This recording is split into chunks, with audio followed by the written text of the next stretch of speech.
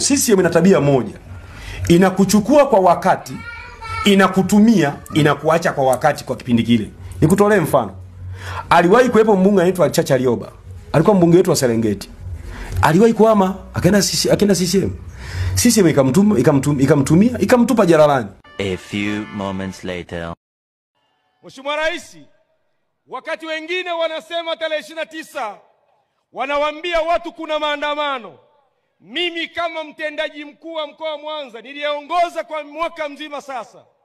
Sikuwa tayari, siko tayari na sitakuwa tayari kuongoza jeshi la watu walemavu.